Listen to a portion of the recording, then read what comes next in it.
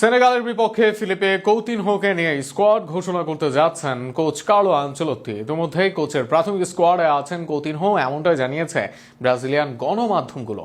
একসময় ব্রাজিলের জাদুর কৌটা ডাকা হতো এই সাবেক লিভারপুল স্টারকে।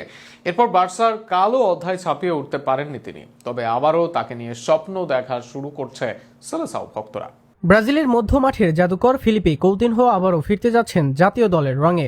ভাস্কো দা গামার হয়ে দুর্দান্ত পারফরম্যান্সের সুবাদে তাকে অন্তর্ভুক্ত করা হয়েছে কোচ কার্লো আনচেলত্তির প্রাথমিক তালিকায়। নভেম্বর মাসে নির্ধারিত দুই প্রীতি ম্যাচ, সেনেগালের বিপক্ষে 11 নভেম্বর ডাকারে এবং তিউনিসিয়ার বিপক্ষে 15 নভেম্বর তিউনিসে। এই ম্যাচগুলোর জন্য আনচেলত্তির নজরে রয়েছেন কৌতিনহো। 33 বছর বয়সী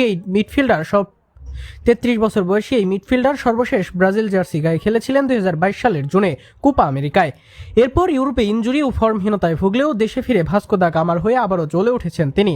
চলতি মৌসুমে 28 ম্যাচে করেছেন 8 গোল, করিয়েছেন আরও 7টি, অর্থাৎ সরাসরি 15 গোলের অবদান রেখেছেন, যা তার 2019-20 মৌসুমে বায়ার্ন মিউনিখের সময়ের চেয়েও ভালো পারফরমেন্স। ব্রাজিলিয়ান লিগে ভাস্কো দা গামার শীর্ষ অবস্থানে উঠে আসার পেছনেও বড় ভূমিকা কৌতিনহোর। সাউ জানুয়ারিও স্টেডিয়ামে তার পারফরমেন্সে মুগ্ধ হয়ে সরাসরি মাঠে উপস্থিত ছিলেন আনচেলত্তি নিজেই। সূত্র জানায় 65% হোম সাকসেস রেট ধরে রাখা দলের প্রাণভোমরা হিসেবে কৌতিনহো হতে পারেন কোচের অভিজ্ঞতার তরুপের তাস।